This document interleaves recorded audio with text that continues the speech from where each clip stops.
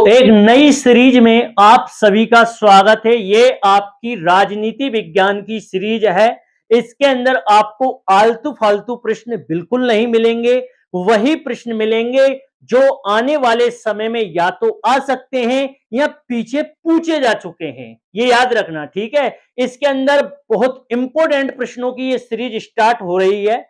इसे जो पढ़ेगा वो अंतिम समय तक याद रखना, तो उसे लगेगा ही नहीं कि पेपर कठिन था कि आसान था, है ना। ये प्रश्न बहुत इंपॉर्टेंट प्रश्न है और मैं इस क्लास के अंदर इंपॉर्टेंट प्रश्न ही लूंगा। इसके अलावा आलतू फालतू प्रश्नों का इस क्लास में नहीं लिया जाएगा, ठीक है। या तो वो आने वाले समय में आपके पेपर में आपको देखने को मिलेगा या वो पीछे आ चुका होगा, है ना। तो वो भी तो मोस्ट है जो पीछे आ चुका है, तो उसे भी लिया जाएगा। और लगेगा कि ये सब प्रश्न मैंने अपने अनुभव के आधार पर और आपके पिछले पेपरों के अध्ययन करके इन प्रश्नों को डिजाइन किया गया है।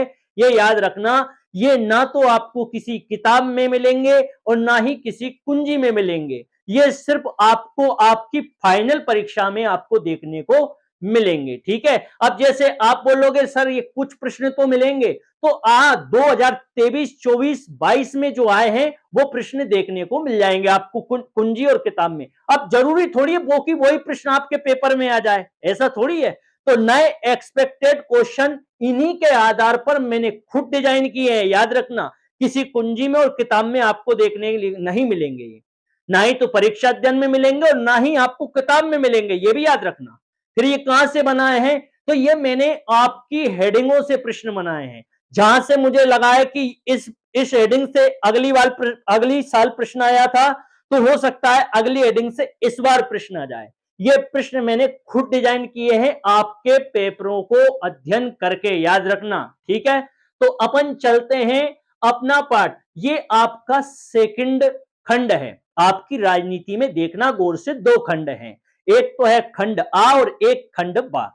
खंड आ के मेरे पास प्रश्न अभी तैयार नहीं है, इसीलिए मैं खंड आ को अभी नहीं पढ़ा रहा हूं, है ना। जब मेरे पास पूरे तरीके से प्रश्न तैयार हो जाएंगे उसके बाद मैं खंड आ के आपको प्रश्न जरूर से जरूर पढ़ाऊंगा, है ना। लेकिन यह काम आपकी परीक्षा से पहले ही मैं कर दूंगा, ठीक है।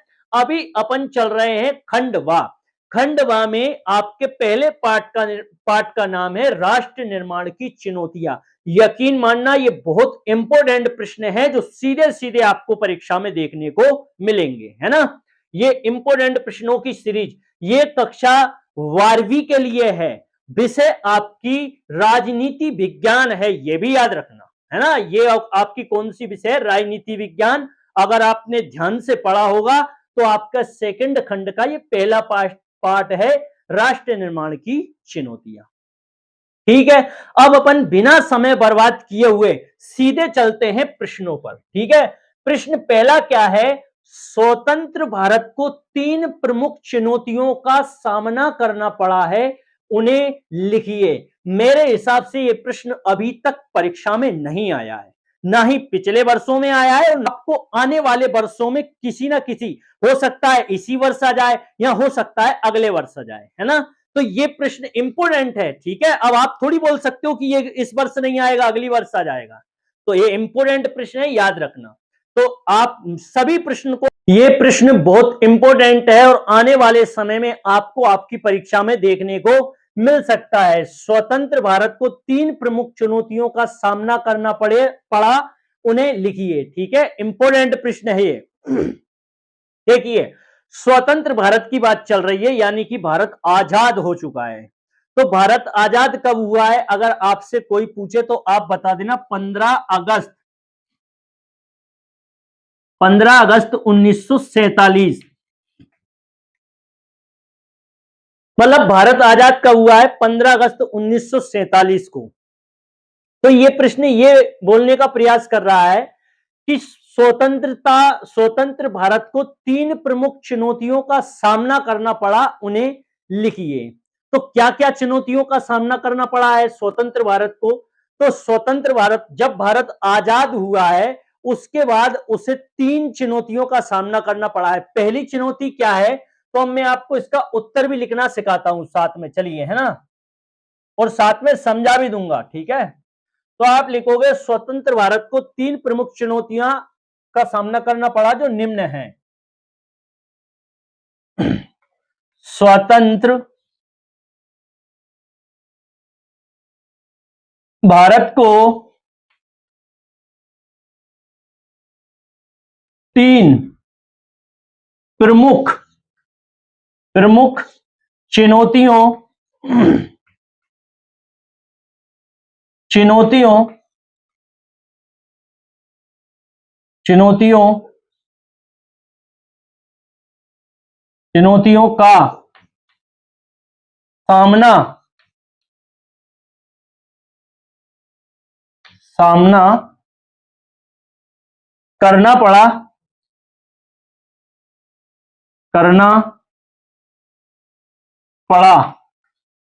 जो निम्न है निम्न है निम्न है। पहली चुनौती क्या है? जब भारत आजाद हुआ तो भारत में चुनाव नहीं होते थे, है ना।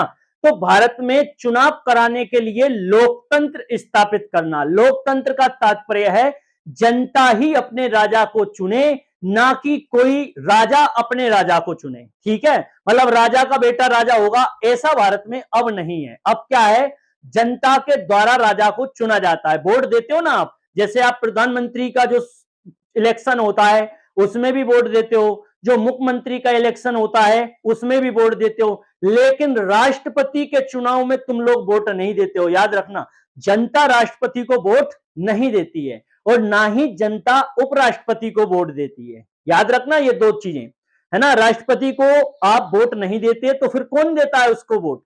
उसको वोट देते हैं जो विधायक होते हैं, अन्य लोग जो सांसद होते हैं वो उन्हें वोट देते हैं। ठीक है, तो भारत में स्वतंत्र भारत को 3 प्रमुख चुनौतियों का सामना करना पड़ा। पहली चुनौती क्या है?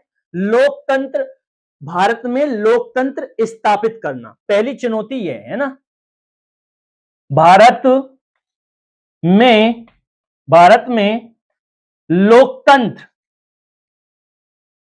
लोकतंत्र स्थापित करना।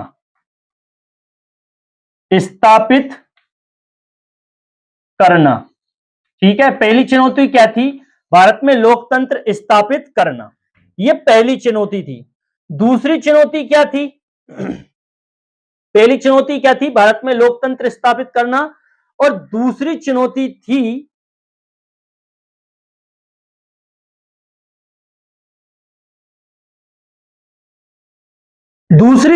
थी भारत की अर्थव्यवस्था पिछड़ी हुई थी। पिछड़ी का तात्पर्य है लोग गरीब बहुत थे, है ना, यानी कि लोगों के लिए खाने के लिए भोजन नहीं मिल रहा था, तो इसीलिए ये अर्थव्यवस्था ही है। ठीक है, तो पहली क्या क्या लिखोगे?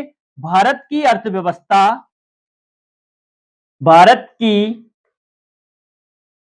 अर्थव्यवस्था अर्थव्यवस्था अर्थव्यवस्था पिछड़ी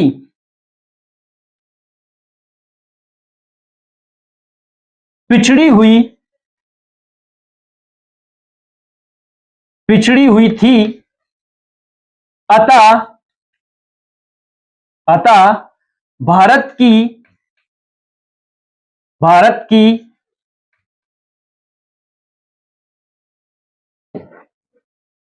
भारत की अर्थव्यवस्था को अर्थव्यवस्था को सुधारना सुधारना ये आपकी दूसरी चुनौती थी। इसका तीसरा पॉइंट होगा, क्या होगा? एक ऐसे भारत के निर्माण एक एक ऐसे ऐसे भारत का निर्माण निर्माण कर सके एक ऐसे भारत का निर्माण कर सके जो विभिन्न स्तर विभिन्न स्तर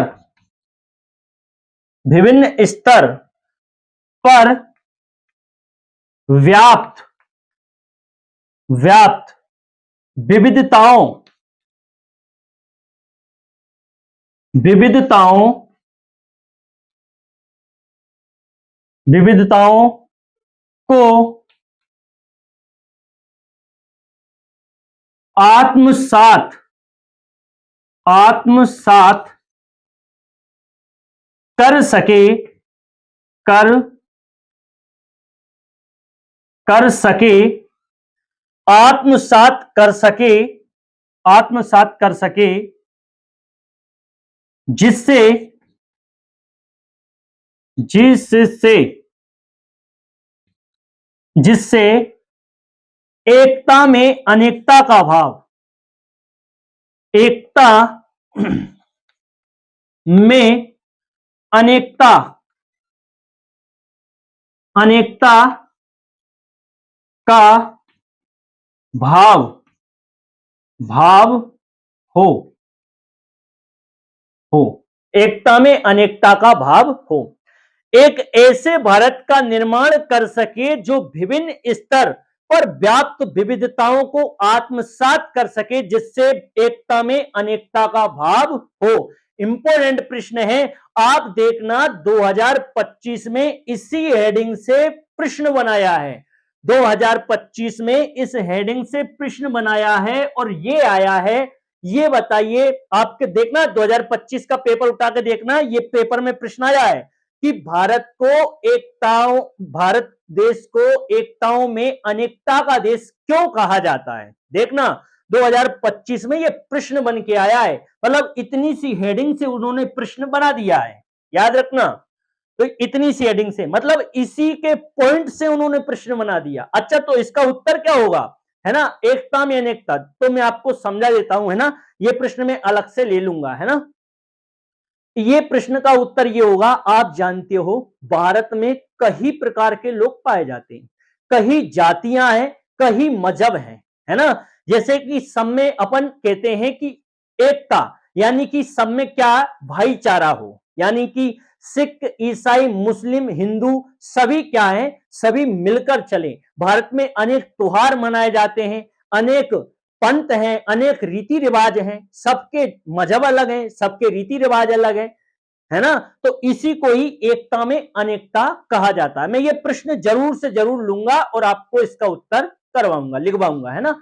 तो ये प्रश्न इंपोर्टेंट है, आने वाले वर्षों में ये प्रश्न आपको आपकी परीक्षा में देखने को मिलेगा। हो सकता है तो ये इस बार ही आपकी परीक्षा में देखने को मिल जाए। ठीक है, क्या आ सकता है प्रश्न, स्वतंत्र भारत को 3 प्रमुख चुनौतियों का सामना करना पड़ा, उन्हें लिखिए। पहली चुनौती भारत में लोकतंत्र स्थापित करना, दूसरी चुनौती भारत की अर्थव्यवस्था को सुधारना, तीसरी चुनौती एकता में अनेकता के भाव को आत्मसात करना, ताकि हिल मिलकर ये देश आगे बढ़ सके। चलिए अब चलते हैं अपन इसके नेक्स्ट प्रश्न पर। दूसरा प्रश्न है आपका, राष्ट्र निर्माण के संदर्भ में नेहरू का दृष्टिकोण समझाइए। इंपोर्टेंट प्रश्न है ये, बहुत ही ज्यादा मोस्ट है, याद रखना। तो राष्ट्र निर्माण के संदर्भ में नेहरू का दृष्टिकोण, देखिए आपको मैं इस प्रश्न को समझा देता हूं। सबसे पहला पॉइंट इसका अपन लिखेंगे, देखिए जब भारत आजाद हुआ उस समय भारत के पहले प्रधानमंत्री थे आपके पंडित जवाहरलाल नेहरू। तो आप देश का विकास, मतलब देश पिछड़ा हुआ था, गरीबी थी, लोग भूख से पीड़ित थे। तो क्या हुआ कि जब भारत के राष्ट्र का विकास किसके नेतृत्व में प्रारंभ हुआ था, नेहरू के नेतृत्व में प्रारंभ हुआ था। यानी भारत का जो विकास था, है ना, भारत राष्ट्र निर्माण का श्री गणेश नेहरू जी के नेतृत्व में प्रारंभ हुआ। नेहरू जी 2 शब्दों पर सबसे ज्यादा बल देते थे। एक तो उनका सबसे प्रिय शब्द था समाजवाद और एक उनका प्रिय शब्द था धर्मनिरपेक्षता। समाजवाद और धर्मनिरपेक्षता, समाजवाद का तात्पर्य यह है कि सभी धर्मों को, मजहबों को, जातियों को एक साथ लेकर चलना है ना। और धर्मनिरपेक्षता का भी यही तात्पर्य है कि सभी धर्मों को अलग अलग नहीं करना, यानी कि धर्मों में लोगों को नहीं बांटना है, सभी धर्मों को इकट्ठा करके चलना है। ठीक है, तीसरा तो अपन, इसका तीसरा पॉइंट क्या था? इसका तीसरा पॉइंट था राष्ट्र निर्माण में नेहरू जी ने गुटनिरपेक्ष नीति को अपनाया। देखिए, आपने दो धुरियों का नाम सुना होगा। दो धुरी का तात्पर्य है, अगर आपने विश्व युद्धों को अगर पढ़ा होगा तो ही आपको समझ में आएगा। दो धुरी का गठन होता है, एक धुरी का नेतृत्व अमेरिका करता है और दूसरी धुरी का नेतृत्व सोवियत संघ अर्थात रूस करता है। ठीक है, तो इन्होंने दो धुरी बना दी कि, और सभी देशों से बोल दिया, मतलब दो धुरी, एक धुरी का नेतृत्व तो अमेरिका कर रहा है और दूसरी धुरी का नेतृत्व कर रहा है आपका कौन? सोवियत संघ रूस। तो इन्होंने क्या कहा कि जो देश सोवियत संघ अर्थात रूस के साथ जाना चाहे तो वो उसके साथ चला जाए, और जो देश अमेरिका के साथ आना चाहे वो अमेरिका के साथ आ जाए। लेकिन नेहरू जी ना तो अमेरिका के साथ जाना चाहते थे और ना ही रूस के साथ जाना चाहते थे, जिसे हम सोवियत संघ के नाम से जानते हैं। ठीक है, तो नेहरू जी ने क्या किया? देखो भाई, अब भारत पिछड़ा हुआ देश था, है ना, भारत प्रगति कर रहा था, विकसित हो रहा था, विकास कर रहा था। तो नेहरू जी ने दिमाग लगाया, अगर हम सोवियत संघ के साथ चले गए तो अमेरिका हमारा दुश्मन बन जाएगा, और अगर हम अमेरिका के साथ चले गए तो सोवियत संघ हमारा दुश्मन बन जाएगा। तो इन्होंने क्या कहा? ना तो हमें सोवियत संघ अर्थात रूस के साथ जाना है और ना ही हमें अमेरिका के साथ जाना है। क्यों? क्योंकि हम बहुत गरीब देश हैं, और अगर हम किसी एक के साथ चले गए तो इसके संसाधनों का हमें उपयोग नहीं मिलेगा, और अगर इसके साथ चले गए तो इसके संसाधनों का हमें उपयोग करना नहीं मिलेगा। तो नेहरू जी ने क्या कहा कि हम एक काम करते हैं, ना तो इसके साथ जाते हैं ना ही इसके साथ जाते हैं, हम बीच की नीति अपनाते हैं। तो बीच की नीति को ही कहा गया है मेरे भाई गुटनिरपेक्ष नीति, याद रखना। ठीक है, तो इसमें 3 पॉइंट ही आपको लिखना है, याद रखना, 3 ही नंबर का आपका पेपर में आना है। तो अब मैं इसको लिखना सिखाता हूं। देखिए, सबसे पहले क्या लिखोगे आप? उत्तर। उत्तर में क्या लिखोगे? राष्ट्र निर्माण के संदर्भ में नेहरू जी का दृष्टिकोण निम्न है। ठीक है, राष्ट्र राष्ट्र निर्माण राष्ट्र निर्माण के संदर्भ संदर्भ में नेहरू जी का दृष्टिकोण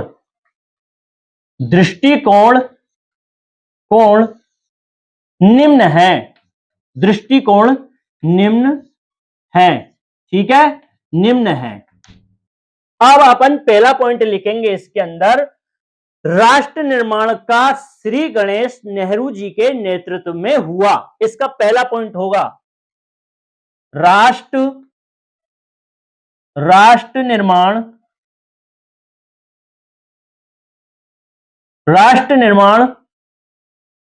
का श्री गणेश। देखिए, श्री गणेश का अर्थ तो आप जानते ही होंगे। श्री गणेश का अर्थ होता है काम को प्रारंभ करना, है ना, काम की शुरुआत करना, उसी को ही क्या बोलते हैं? श्री गणेश। राष्ट्र निर्माण का श्री गणेश नेहरू जी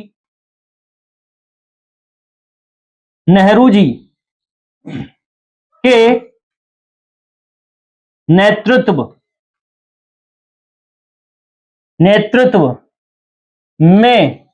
में प्रारंभ हुआ। नेहरू जी के नेतृत्व में प्रारंभ हुआ। उम्मीद है पहला पॉइंट आपको याद हो गया होगा। दूसरा पॉइंट क्या लिखेंगे अपन? दूसरा पॉइंट लिखेंगे अपन, राष्ट्र निर्माण में नेहरू जी ने राष्ट्र निर्माण के लिए समाजवाद और धर्मनिरपेक्षता पर बल दिया। ठीक है, आप लिखोगे नेहरू जी ने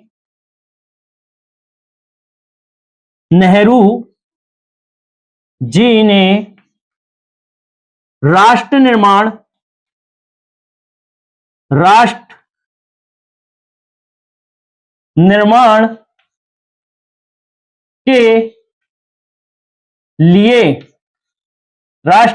के लिए समाजवाद,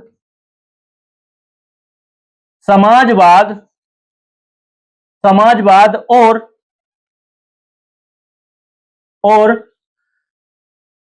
धर्मनिरपेक्ष, धर्मनिरपेक्ष,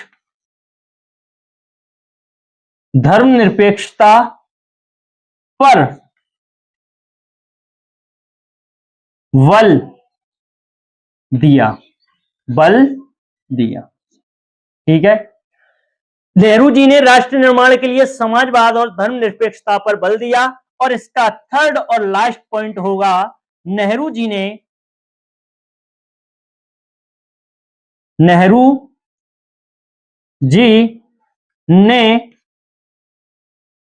गुट निरपेक्ष,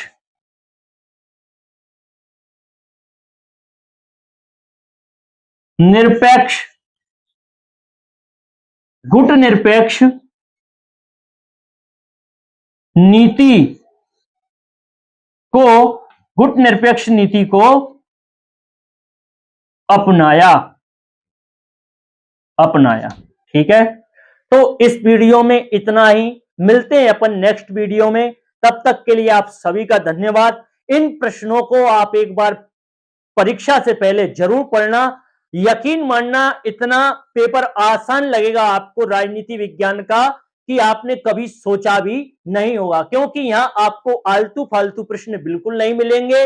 वही प्रश्न मिलेंगे जो आपकी परीक्षा में या तो आ चुके हैं या आने वाले समय में आएंगे। ठीक है, तो आपने अगर अभी तक चैनल को सब्सक्राइब नहीं किया हो तो चैनल को सब्सक्राइब जरूर करना और वीडियो को लाइक करना है और चैनल को ज्यादा से ज्यादा अपने दोस्तों के साथ शेयर करना है। आप सभी का धन्यवाद।